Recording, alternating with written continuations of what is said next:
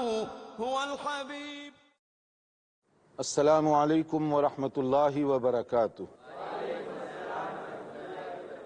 الحمد للہ رب العالمین وصلی اللہ وسلم علی نبینا محمد وعلی آلہ وصحبہ اجمعین ومن تبعہ باحسان الی یوم الدین، اما بعد.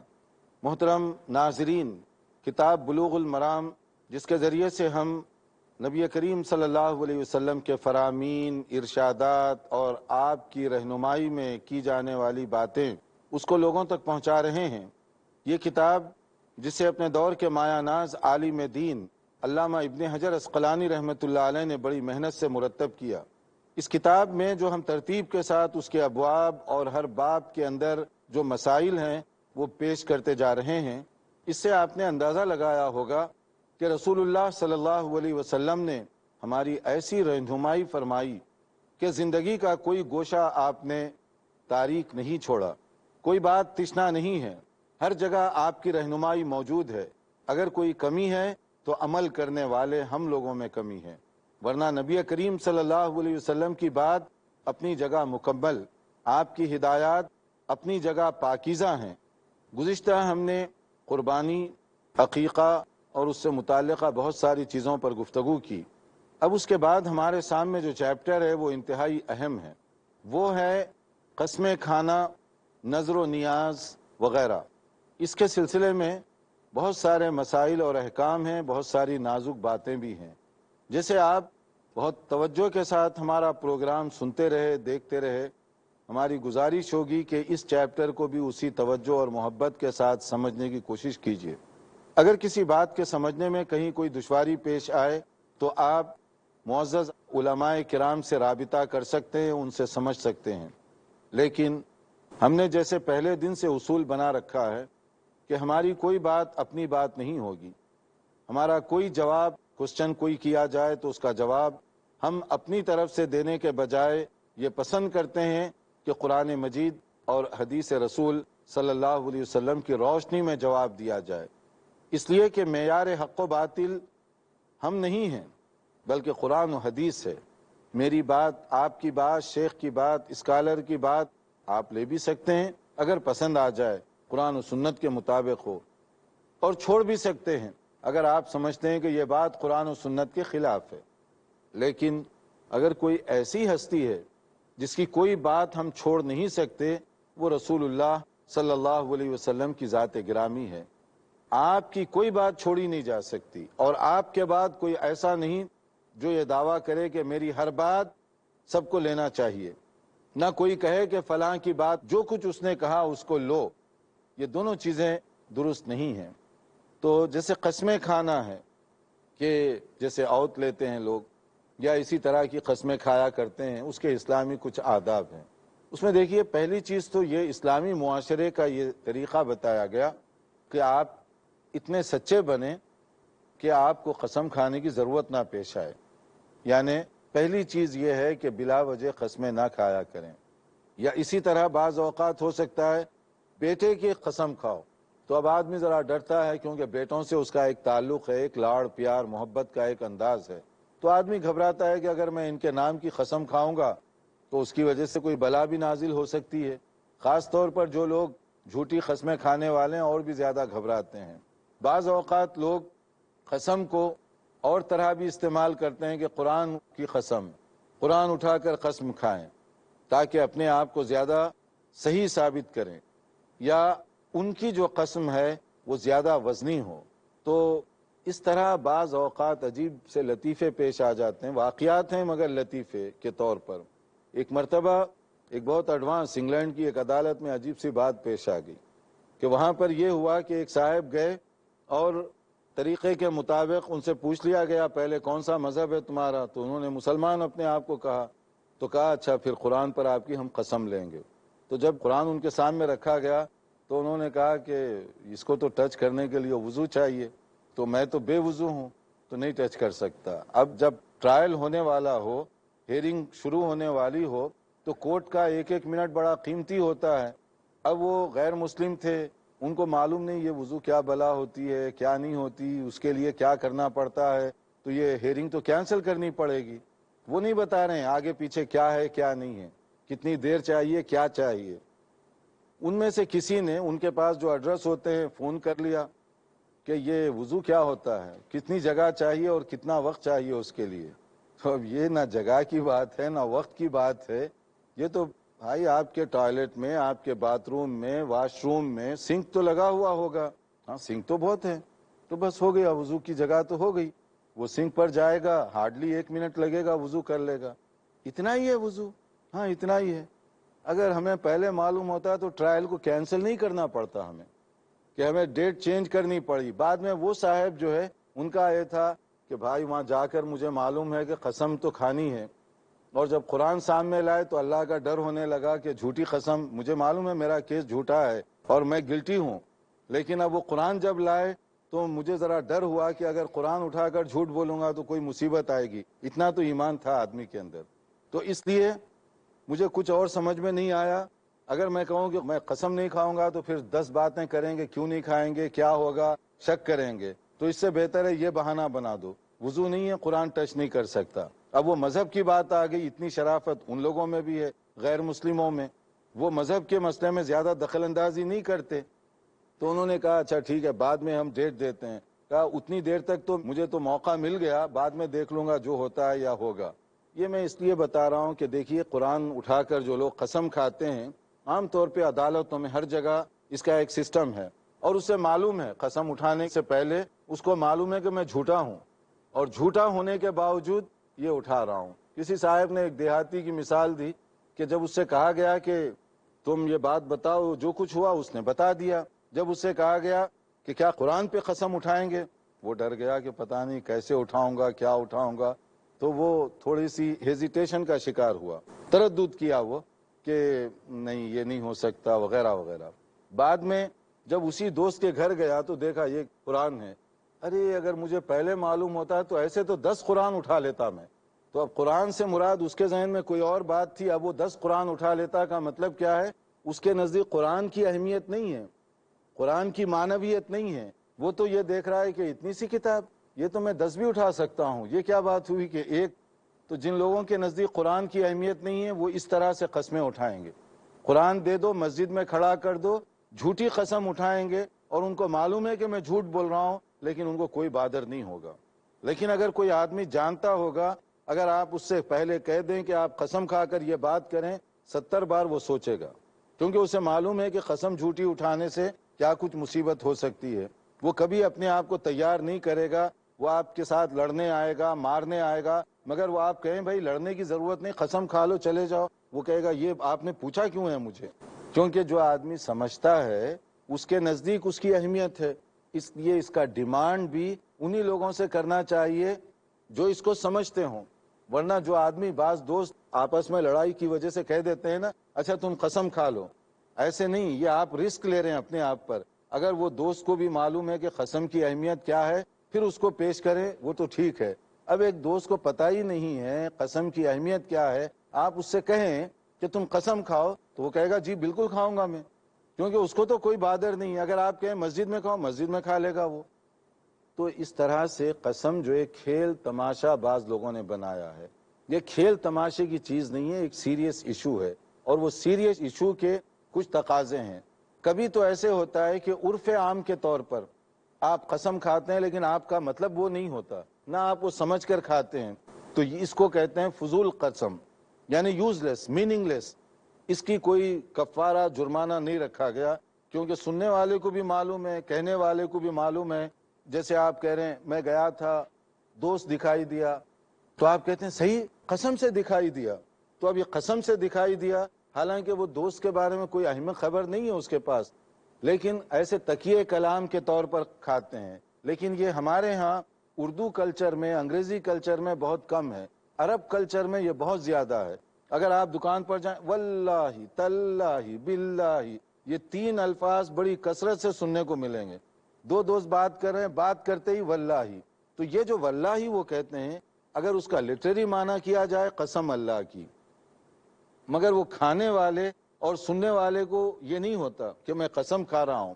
ایک تکیہ کلام ہے، اپنی بات کو زور دے کر کہنا یا انفسائز کرنا، اس کے لیے وہ اس طرح کے کلمات استعمال کرتے ہیں۔ تو یہ قسم شرعی طور پر یوز لیس قسم سمجھی جائے گی، میننگ لیس قسم سمجھی جائے گی، تو اس کا کوئی گناہ، کمپنسیشن یا کفارہ اس کا نہیں ہے۔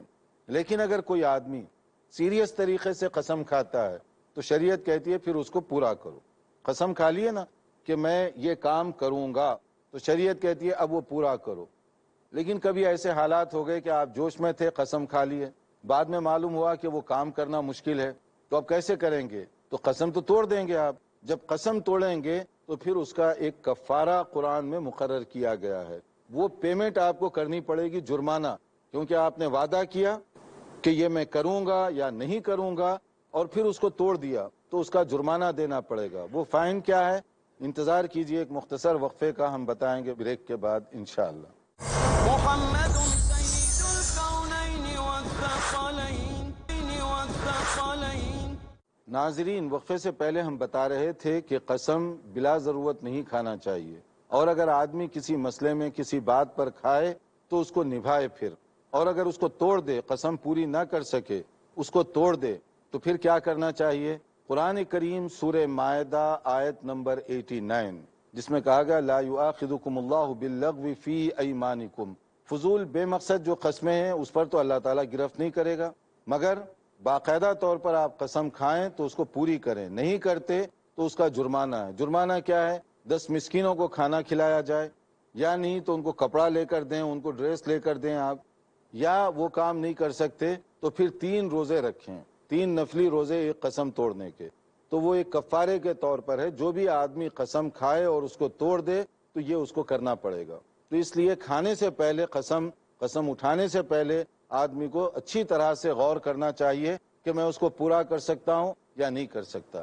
اب اس کا ایک اور پوائنٹ ہے، قسم کس کے نام کی؟ جیسے ہم نے کہا صرف اللہ کے نام کی ہو سکتی ہے، ورنہ جیسے احادیث میں بتایا گیا من حلف بغیر اللہ فقد اشرک، ایک اور حدیث میں فقد کفر، کہ کوئی آدمی اللہ کے علاوہ کسی اور کے نام کی قسم کھاتا ہے تو گویا اس نے شرک کیا۔ اب جو لوگ باپ کی قسم، ماں کی قسم کہتے ہیں، یہ گویا شرک کے برابر ہے، اور یہ کفر یا حرکت ہے جو اللہ تعالیٰ کو ناپسند ہے۔ عظمت، کبریائی، بڑائی یہ صرف اللہ تعالیٰ کے نام کی ہوگی۔ تو اس لیے قسم صرف اللہ تعالیٰ کے نام کے ساتھ، اللہ کی قسم یا اللہ کی صفات، رحمان کی قسم، رحیم کی قسم، اس طرح سے جو اللہ تعالیٰ کی صفات ہیں اس کے ساتھ، مقصد یہ ہے کہ اللہ ہی کے نام کی قسم کھائی جا سکتی ہے، دوسروں کے نام کی قسم نہیں کھائی جا سکتی۔ جسے ایک موقع پر ایسے ہوا، حضرت عمر رضی اللہ تعالیٰ عنہ، اس وقت کا ایک رواج تھا عرب کلچر کا، اس کے مطابق وہ اپنے والد کے نام کی قسم کھائے، ابھی نئی بات تھی۔ تو نبی صلی اللہ علیہ وسلم کو جب معلوم ہوا تو آپ نے کہا فمن کان حالفا فلیحلف باللہ او لیصمد، صحیح بخاری اور مسلم کی حدیث ہے کہ اگر کوئی شخص کوئی قسم کھانا چاہتا ہے تو پھر اللہ کے نام کی کھائے، ورنہ خاموشی اختیار کرے۔ مطلب کیا ہے؟ اب حکم آ گیا، اب کوئی بھی قسم کھائی جائے گی صرف اللہ کے نام کی کھائی جائے گی، اور دوسروں کے نام کی سب بند کر دی گئی۔ تو اپنی زبانوں میں لوگ جو قسمیں نکالے ہیں ان کو اسی کے حساب سے غور کرنا چاہیے۔ پھر بعض اوقات یہ بھی ہوتا ہے کہ آدمی قسم کھا رہا ہے لیکن صاف طریقے سے سمجھ میں نہیں آیا، تو اس کی نیت کے مطابق اس پر جرمانہ عائد ہوگا۔ اگر وہ کہتا ہے کہ میری نیت نہیں تھی قسم کی، تو اس پر جرمانہ نہیں ہوگا، لیکن یہ اس کے اور اللہ کے درمیان کی بات ہے کہ اس کی نیت کیا تھی، کیا اس نے کہا۔ اس لیے وہاں پر پوچھا جائے گا الیمین علی نیت المستحلف، کہ اس کا دار و مدار سارے کا سارا قسم اٹھانے والے کی نیت پر ہے۔ اب میں لڑنے بیٹھ جاؤں کہ تم جرمانہ ادا کرو کیونکہ تم تو قسم کھائے تھے، وہ کہتا ہے دل میں میرا کوئی ارادہ نہیں تھا، کوئی نیت نہیں تھی، میں کوئی سیریس نہیں تھا، یہ یوز لیس قسم کا لفظ تھا جو میں نے اس وقت کہہ دیا، تو اس کا یہ عمل ہوگا اس کے اور اللہ تعالیٰ کے درمیان ہے، ہم اس پر کوئی جرمانہ اپنی طرف سے نہیں رکھ سکتے۔ اگر آپ قسم کھاتے ہیں ایک کام کے بارے میں کہ میں یہ کام کروں گا، بعد میں آپ کو اطلاع ملی کہ اس کے مقابلے میں ایک اور کام ہے جو زیادہ بہتر ہے، آپ نے ایک ارادہ کیا کہ میں یہ کروں گا، اچھا ہی کام ہے، لیکن بعد میں پتہ چلا اس سے بہتر کوئی اور کام ہے، تو کیا کریں گے آپ؟ بہترین کام کو کریں گے یا چونکہ قسم کھائے ہیں تو وہیں پر گزارے پر رک جائیں گے؟ منیمم پر رکنا نہیں ہے، آگے جانا ہے۔ آپ کی قسم کی خلاف ورزی بھی ہو رہی ہے تو آپ وہ قسم توڑیں گے وہاں پر، اور جو بہتر کام ہے وہ کریں گے۔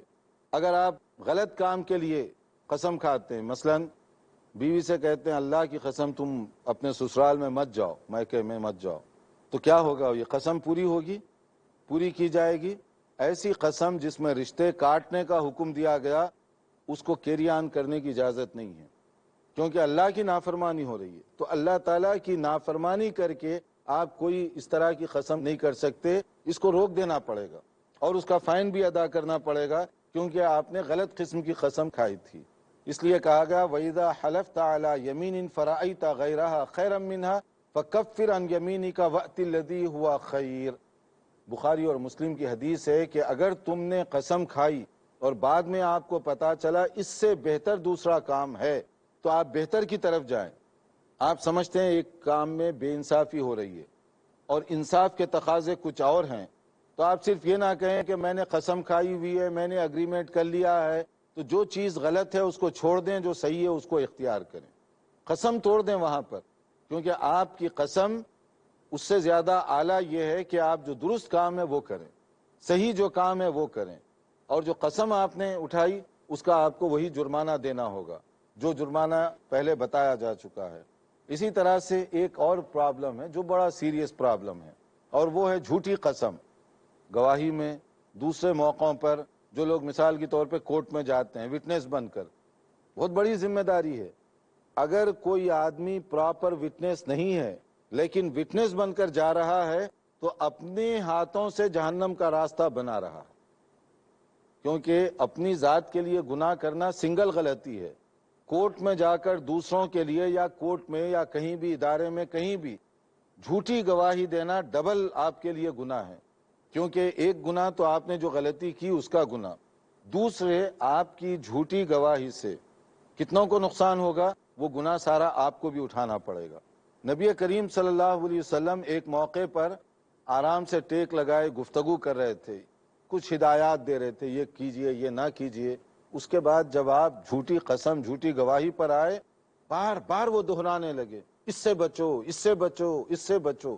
اتنی بار آپ دہراتے گئے کہ صحابہ کرام کہتے ہیں کہ ہمارے دل میں یہ خواہش ہونے لگی کاش آپ خاموش ہو گئے ہوتے، یعنی اس کی اتنی تاکید آپ نے کی کہ بار بار آپ وہ دہراتے گئے۔ اس لیے اسلامی کورٹ کے نزدیک جھوٹی گواہی دینا بہت بڑا جرم ہے، کیونکہ آپ دوسروں کا حق مارنا چاہتے ہیں یا کسی پر ظلم کرنا چاہتے ہیں جھوٹی گواہی سے، یہ ناپسندیدہ ہے۔ اس کو کبیرہ گناہوں میں شمار کیا گیا۔ الیمین الغموس، یہ کبیرہ گناہوں میں سے بڑے گناہ، میجر سن، اس میں سے اس کو شمار کیا گیا۔ جو لوگ جھوٹی گواہی دیتے ہیں، جھوٹی قسمیں کھاتے ہیں، ان کو ایک نہیں ہزار بار سوچنا چاہیے کہ وہ کبیرہ گناہ کے مرتکب ہو رہے ہیں۔ اور قسم اور اس سے متعلقہ کچھ اور باتیں ہیں، ہم یہاں تھوڑا سا وقفہ کریں گے، اگر آپ کے کوئی سوالات ہوں تو پہلے پوچھ لیجیے۔ السلام علیکم شیخ۔ وعلیکم السلام۔ شیخ میرا سوال اپنے پریویس چیپٹر سے متعلق ہے۔ کچھ لوگ قربانی میں آپ صلی اللہ علیہ وسلم کا نام لے کے ایک حصہ ان کے نام پہ کرتے ہیں، یہ ایک سوال۔ اور سیکنڈ سوال یہ ہے کہ اگر کوئی عقیقہ اور قربانی ساتھ میں کرنا چاہے تو وہ کر سکتا ہے کیا؟ دیکھیے، جہاں تک نبی کریم صلی اللہ علیہ وسلم کا نام لے کر کچھ لوگ کرتے ہیں، وہ عام طور پر حضرت علی رضی اللہ تعالیٰ عنہ کا ایک عمل ہے، اس سے استدلال کرتے ہیں کہ حضرت علی بھی کیا کرتے تھے۔ مگر حضرت علی رضی اللہ تعالیٰ عنہ کے بارے میں جو چیز ثابت ہو سکتی ہے وہ یہ کہ ان کو خاص وصیت کی گئی تھی۔ تو وصیت کا جو مسئلہ ہے وہ ایک اسپیشل حیثیت رکھتا ہے کہ آپ کو بھی آپ کے پیرنٹس یا کوئی وصیت کرتے ہیں کوئی کام کرنے کی تو آپ وہ کام کر سکتے ہیں۔ تو اس لیے اور جو صحابہ کرام ہیں عام طور پر وہ نہیں کیا کرتے تھے، تو اس میں بہتر یہی ہے کہ نہ کیا جائے۔ تو باقی رہا قربانی اور عقیقہ ایک، تو ہم نے اس سے پہلے بھی بتایا تھا کہ عقیقہ الگ ہے، قربانی الگ ہے، اس کے لیے الگ جانور چاہیے، اس کے لیے الگ جانور چاہیے۔ ایک دن آپ کر سکتے ہیں مگر اس کا ذبح الگ ہوگا، یعنی بکرے کو پہلے ذبح کر دیں چاہے قربانی کے لیے یا عقیقے کے لیے، اس کے بعد دوسرا جانور ذبح کریں، ایک میں دو نہیں چل دے۔ السلام علیکم۔ وعلیکم السلام۔ شیخ وہی نام کے تعلق سے سوال تھا جی، کہ لوگ نام رکھتے فال کھول کے قرآن بیٹا سے۔ ہوا ہے آپ کو؟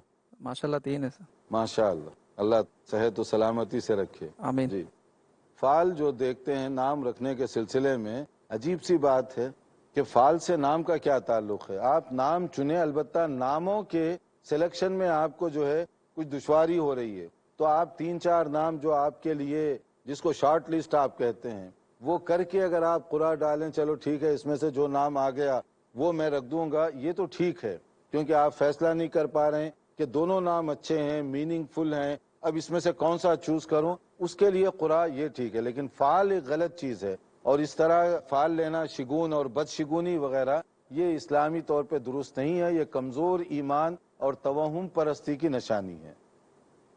السلام علیکم شیخ صاحب، وعلیکم السلام۔ میرا سوال ہے اگر کسی کی جان بچانے کے لیے قسم کھائی جائے تو یہ کیا گناہ میں شامل ہے؟ قسم آپ اس کی جان بچانے کے لیے کھا رہے ہیں، اچھے مقصد کے لیے کھا رہے ہیں، پھر تو ٹھیک ہے، لیکن وہ تو دیکھنا پڑے گا کیوں آپ کھا رہے ہیں۔ اچھے مقصد کے لیے کھا رہے ہیں، اس کی مدد کرنے کے لیے، اس سے کسی کا فائدہ ہو رہا ہے تو ٹھیک۔ السلام علیکم وعلیکم السلام۔ شیخ، قسم کے کفارے میں بتایا گیا کہ 10 مسکین کو کھانا کھلانا ہے یا پھر 10 مسکین کو کپڑے پہنانا ہے، لیکن اگر کوئی شخص 10 مسکین کو کھانا کھلانے کی طاقت نہیں رکھتا ہے یا 10 مسکین کو کپڑا پہنانے کی طاقت نہیں رکھتا ہے تو اس کے لیے 3 روزہ ہے، یا طاقت رکھتے ہوئے بھی وہ 3 روزہ رکھ سکتا ہے؟ اس کے اندر جو ہے جو آپشن دیا گیا او کا یعنی یا آر، تو اس کا مطلب ہے کہ ان تینوں میں سے وہ سلیکٹ کر سکتا ہے کون سی چیز اس کے لیے زیادہ سوٹ کرتی ہو۔ بلکہ بعض اوقات یہ ہوتا ہے کہ بعض لوگوں کے لیے کھانا کھلانا مسکین کو آسان ہوتا ہے، لیکن ان سے کہیں کہ روزہ رکھو 3 دن، یہ ان کے لیے بہت ہارڈ جاب ہو جائے گا۔ اور کچھ لوگوں کے لیے مسکین کو کھلانا یہ مشکل ہے، روزہ رکھنا آسان ہے۔ وہ تو ہر ایک کو اپنے اپنے اس حساب سے طے کرنا چاہیے، لیکن جو بھی جس پر بھی وہ عمل کرے گا آیت کے اعتبار سے تو اس کا حکم پورا ہو جائے گا انشاءاللہ۔